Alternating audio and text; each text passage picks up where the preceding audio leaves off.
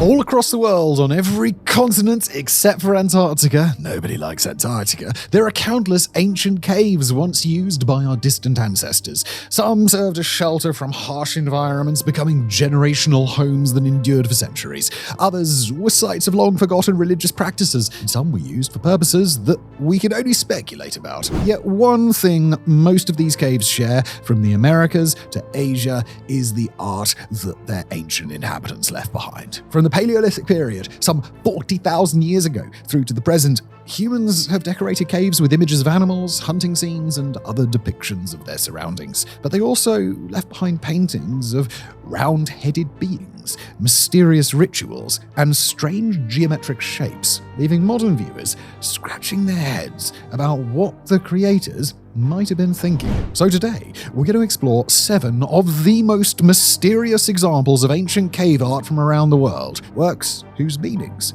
purpose, and origins remain an enigma to this very day.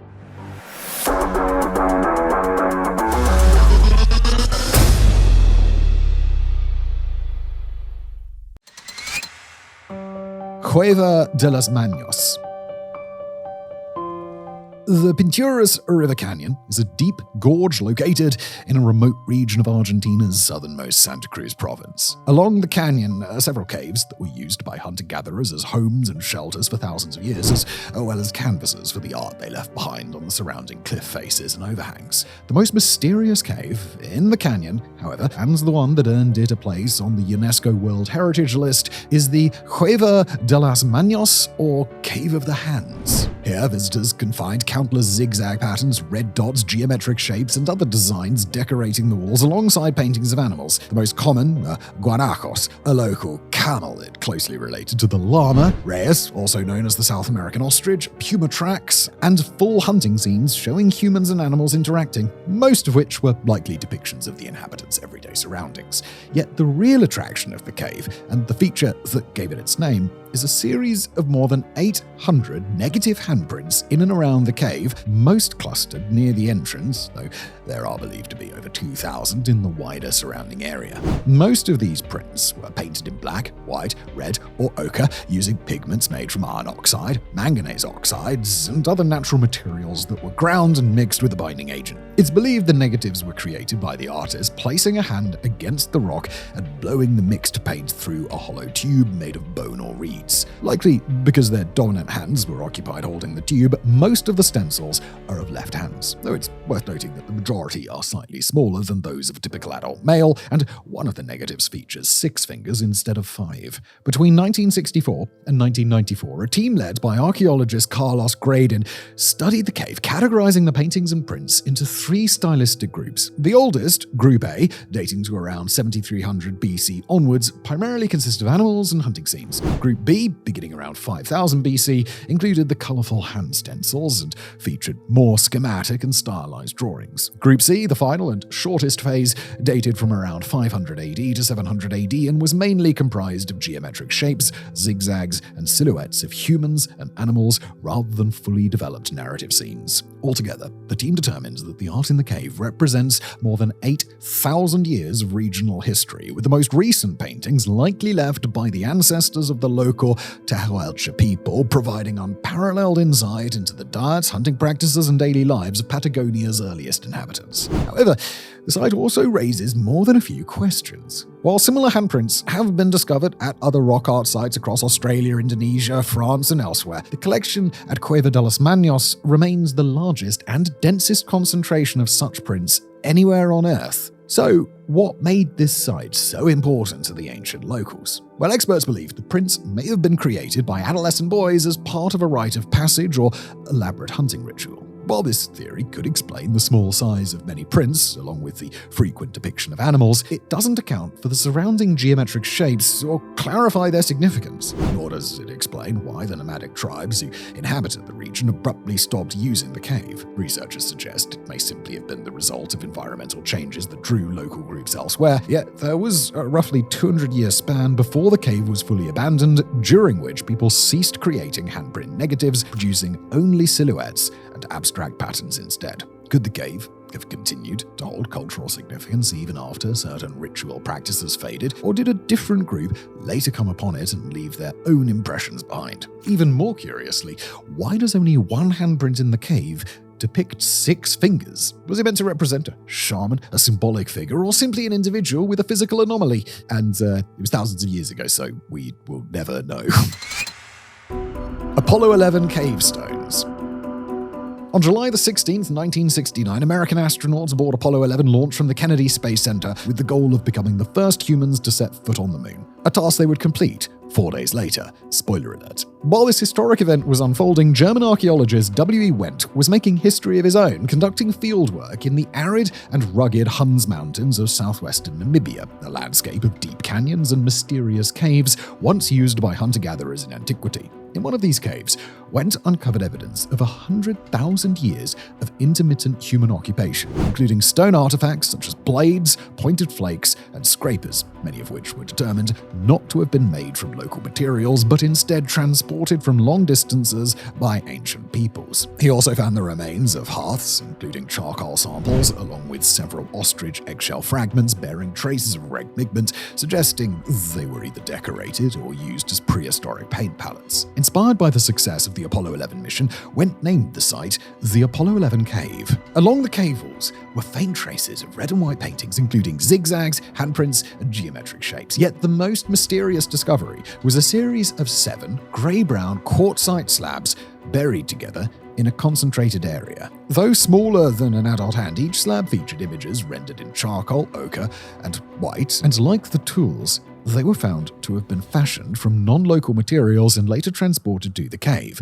Most of the imagery depicts unusual animals, including what many interpret as a rhinoceros, a zebra with disproportionately long legs, and a curious human-animal hybrid, which, if it was real, would be really weird. This standalone enigmatic therianthrope appears to combine the head of a feline, the abdomen, front legs, neck, and horns of an antelope, and the rear legs of a human with what seems to be a bovid sexual organ hanging between them. After radiocarbon dating the sediment layer in which the Apollo 11 cave stones were discovered, archaeologists discovered that the artifacts date to roughly 25,000 years ago, placing them firmly within the Middle Stone Age. At the time of their discovery, the stones represented the oldest rock art ever found in Africa. That distinction has since been surpassed by evidence from the Blombos Cave on South Africa's southern coast, where an ancient paint workshop dating back approximately 100,000 years was uncovered. That is a goddamn long time ago. Nevertheless, the Apollo 11 stones remain the closest scientifically dated examples of figurative art on the continent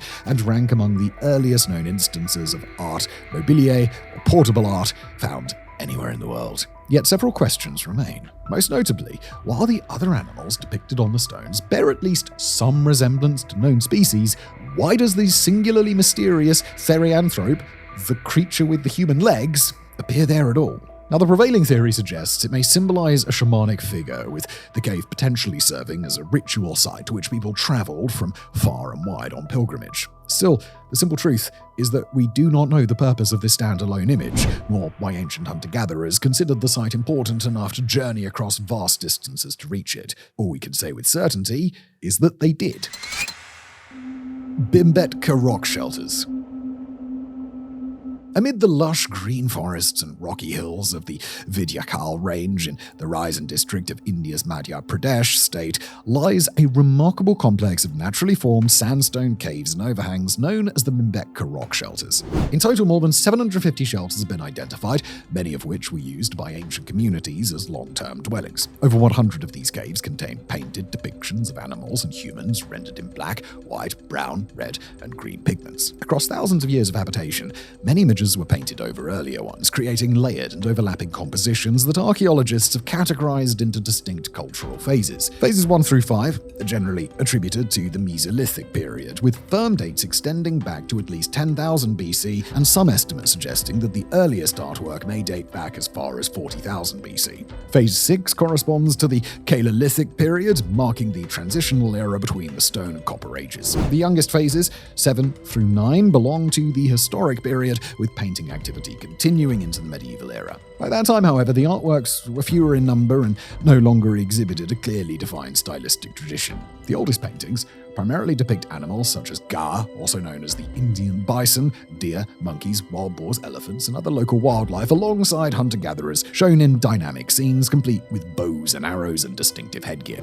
There are also vivid portrayals of ritual activity, communal dancing, people foraging for honey and fruit, and carrying out other daily tasks. One of the most unusual images from this early period, however, appears in a cave known as Boar Rock. There, visiting out a painting of a large and mysterious creature bearing the head of a boar, a furred back, and prominent horns. Unlike many other animal depictions at the shelters, most of which show humans hunting wildlife, this creature seems to be pursuing and attacking a human figure, making it unique both in appearance and narrative action. By the medieval period, the artistic focus shifted away from naturalistic animals toward more abstract and disproportionately rendered figures. These later paintings included processions of warriors armed with swords, shields, and daggers, as well as Hindu and Buddhist iconography featuring deities such as Shiva and Ganesha, along with sacred symbols like the trishul and the swastika. Archaeological evidence, including stone tools, animal bones, and human burials, indicates that the Bhimbetka rock shelters first saw human occupation more than 100,000 years ago,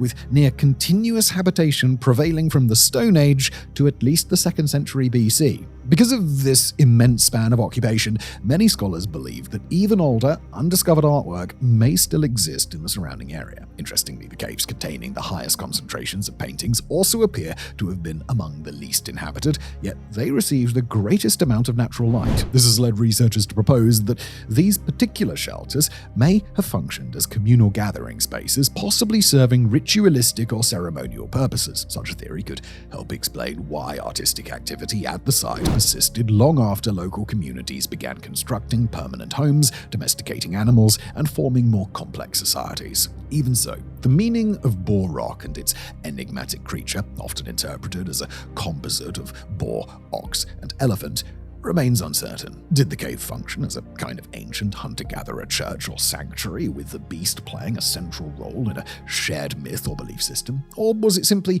an imaginative, standalone creation born from the mind of a single artist? Pinwheel Cave. As has likely become obvious by this point in the video, many cave art sites are theorized to have served as places of ancient ritual gatherings, with shamans believed to have played a massive role in these events. Additionally, archaeologists and historians have long speculated that there was a connection between shamans, cave art, and hallucinogenic drugs. As a potential explanation for the ritual aspects of these caves, it's believed that shamans consumed substances like mescal beans, psilocybin mushrooms, peyote, and others. The theory posits that after doing so, shamans would enter trance-like states, possibly performing rituals for local communities, such as connecting with the afterlife, warding off evil spirits, or blessing hunts. During these ceremonies, it's believed that the shaman painted the cave walls with their distinctive designs, some of which include depictions of mushrooms and other possible intoxicants. However, proponents of this theory have largely relied on circumstantial evidence, leaving considerable room for speculation. That changed in 2020 when a team working at Pinwheel Cave on the Wind Wolves Preserve, the traditional territory of the Chumash people in Southern California, announced a groundbreaking discovery. The cave had long been studied for its artwork, much of which features dots, circles, smears, and abstract shapes primarily painted in red. The true centerpiece of the cave, however, and the feature that earned it its name, is a swirling pinwheel pattern on the ceiling, accompanied by a moth flying beside it. It has long been theorized that this spiral image represents the datura flower, a member of the nightshade family whose cigar-shaped buds open like a pinwheel at nighttime.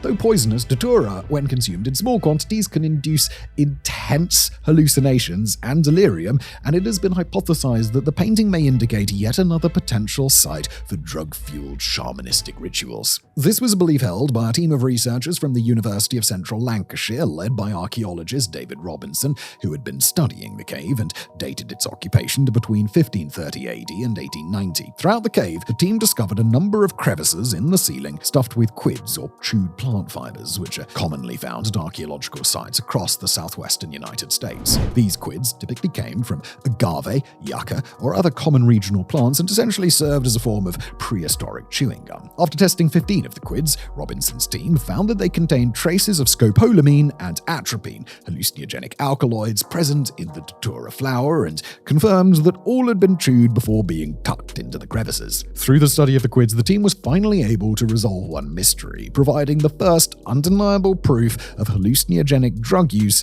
at a rock art site. Still, many questions about Pinwheel Cave remain, and, if anything, even more have been raised. First, if consumption of the datura plant was so widespread, could it really have been reserved for shamans alone? Or might it have been a shared communal activity in which groups gathered to experience its effects together? Perhaps experts have been mistaken from the outset, and the site represents something closer to an ancient drug den with little spiritual connection, though this seems unlikely. Another theory suggests that the ceiling painting may have symbolized young Chumash individuals coming of age, with the cave potentially serving dual purposes. In truth, the recent study has only deepened the mystery of the Pinwheel Cave, its namesake artwork, and the significance of the datura flower within Chumash society.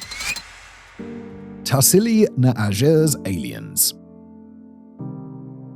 Tassili na Ager National Park, located in southeastern Algeria, is the largest national park on the African continent, encompassing nearly 28,000 square miles, or 72,000 square kilometers, of the Central Sahara Desert. As such, it's a region many have described as otherworldly and almost lunar, defined by unique rock formations, more than 300 natural arches, sweeping orange sand dunes, ancient cave dwellings filled with over 15,000 examples of rock art, and engravings left behind by past inhabitants. This makes it one of the largest concentrations of such cave art in the world, earning it the moniker the greatest museum of prehistoric art, with a history spanning from as far back as 10,000 BC through the first few centuries AD.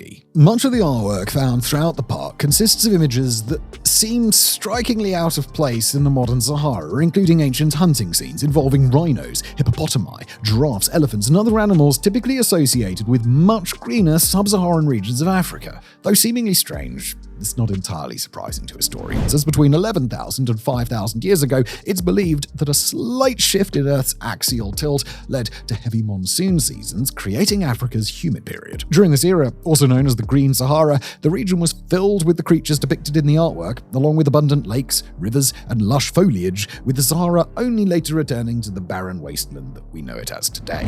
As time progressed, so too did the artwork in the region, reflecting the local people's shift from nomadic hunter-gatherers to pastoralism, with many human figures now shown herding cattle rather than hunting them. One of the most striking pieces centered on this shifting climate is the crying cow's etching, tucked away in a lone, hard-to-reach outcrop in the park. The etching features a grouping of cattle, with their heads turned toward the viewer, each with a large tear welling beneath one eye. In local legend, these tears represented their ancestors' anxieties over the rains drying up and the vegetation dying out, a view supported by most researchers. Much of the later art, created in the first few centuries AD, largely depicts humans taming horses and camels, indicating a shift in locally domesticated animals as well. With so much history throughout Tassili na Ager, it's little wonder that the site has become a focal point of study across several fields, from anthropology to ecology. Yet, despite the abundance of experts on site, several mysteries surrounding the art just remain unanswered. While the earlier archaic periods through to the modern day quite clearly depict the evolution of daily life for inhabitants over thousands of years, one particular era of artwork has baffled researchers. Known as the Roundhead period, it spanned nearly 2,000 years, from roughly 9,500 to 7,500 years ago. Although animals were still commonly depicted during this time, many human figures took on an almost alien appearance. Most were shown with massive round heads, portrayed as much taller than other human figures, and often depicted floating or dancing while surrounded by other humans and animals. Perhaps the most curious of these figures is the Horned Goddess, a female form with a round head, this time equipped with massive horns and adorned with armbands, leg bands, a skirt, anklets, and dotted markings covering her torso, arms, and legs. Of course, the Roundhead period has given rise to countless fringe theories involving ancient alien contact with the region's inhabitants. A more pragmatic and sensible theory suggests it could represent another ancient site of ritual drug use, with the images reflecting a long-forgotten 10,000-year-old shamanistic ceremony, which also sounds more fun than aliens. Supporting this idea, many of the round-headed figures appear to be holding objects resembling mushrooms, or even to have them sprouting from their bodies. Others have taken this interpretation a step further, proposing that the imagery represents a complete religion centered around a divine female figure. Unlike Pinwheel Cave, however, no concrete evidence of drug use has been discovered at the site, and for now, researchers can only speculate about the meaning of the round-headed beings that were so popular they continued to be depicted in artwork for nearly 2,000 years. Lascaux Mysteries.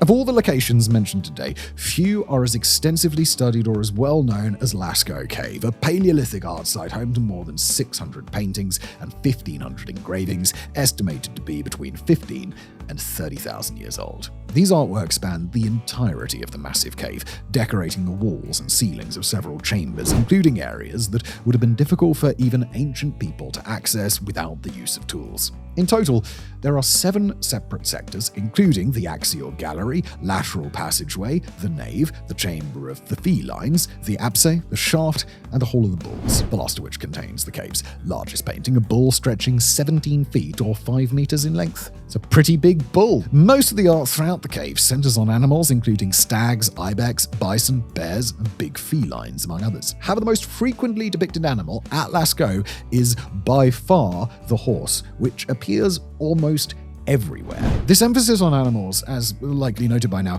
is very common at Paleolithic art sites, though most typically feature at least some humans hunting the depicted beasts. This is where Lascaux differs from many of its contemporaries. Here, there is only one known image of a person, which even more strangely is portrayed with the head of a bird and an erect phallus.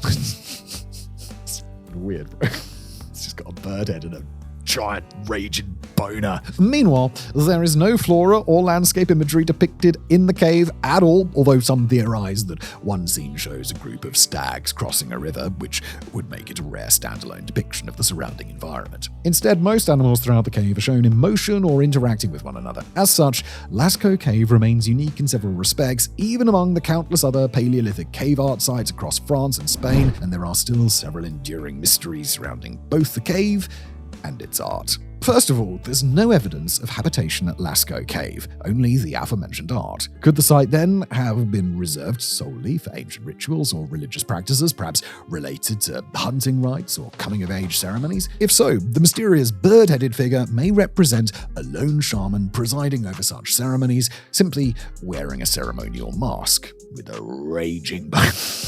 Some experts, however, argue that this interpretation overcomplicates both the art and its meaning, instead proposing that the cave functioned as little more than an ancient gallery where hunter-gatherers gathered to view or create art. Others have taken this idea even further. As many researchers at the site have noted, Lascaux's artists had a penchant for placing their work high along the walls and ceilings, often using the cave's natural topography to their advantage and integrating the contours of the rock to create a sense of depth and perspective. How they accomplished this is no mystery, as archaeologists have uncovered evidence of post holes and rope, leading them to believe that the artists constructed scaffolding and painted the hard-to-reach areas while lying on their backs, much like Michelangelo centuries later, earning the cave the moniker the Sistine Chapel of Prehistory. Unlike many similar sites, however, no evidence of hearths or torches has ever been discovered inside the cave, and no natural light penetrates its interior. This unusual combination of factors led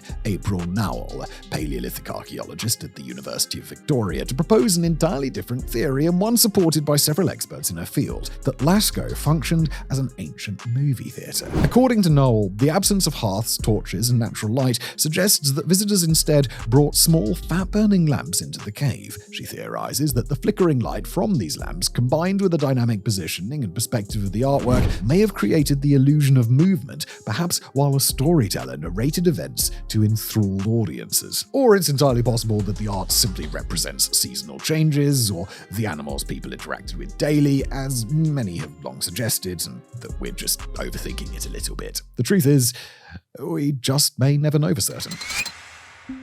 32 geometric signs.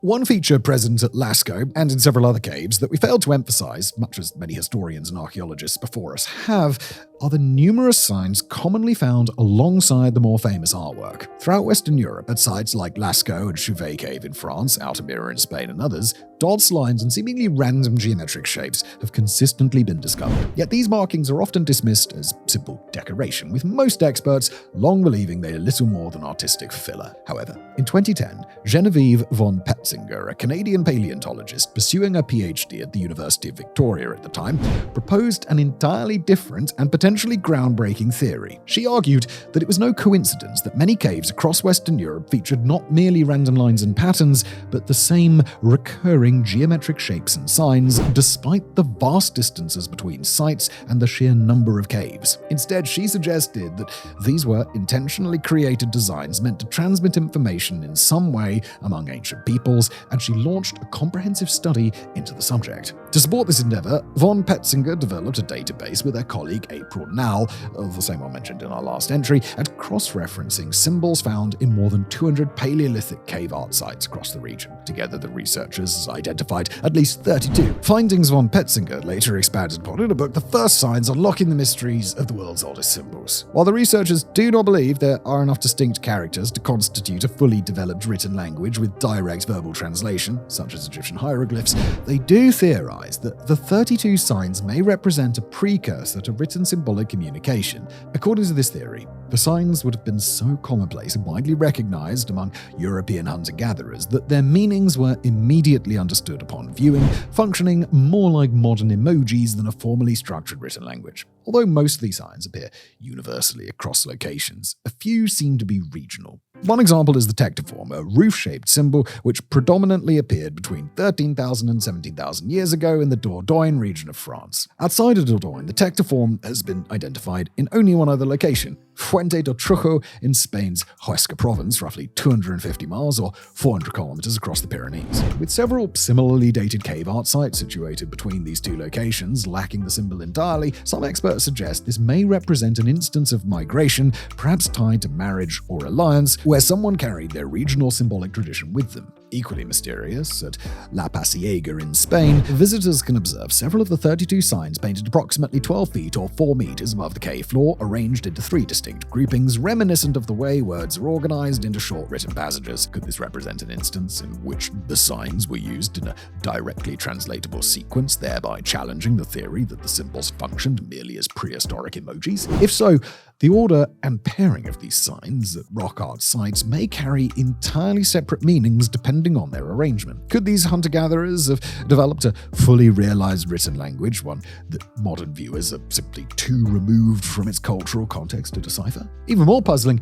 von Petzinger's research revealed that nearly 3/4 of the 32 geometric signs found in Western Europe during the Aurignacian period, roughly 40,000 to 28,000 years ago, were already established and in use before that era began. This potentially suggests that the geometric symbol system was already in existence when modern humans first arrived from the African continent, or was at least well into development. Such a conclusion stands in stark contrast to the earlier view that humans did not develop advanced behaviors, such as artistic and a sophisticated understanding of symbolism, until around 35,000 years ago. However, many scholars, including von Petzinger, regard that older interpretation as Eurocentric. They argue that humans were likely creating art, developing language, and engaging in symbolic expression long before the final successful migrations out of Africa and into Europe between 50,000 and 70,000 years ago. If this perspective is correct, the timeline for written history could expand dramatically, stretching from the traditionally cited age of approximately 5,500 years ago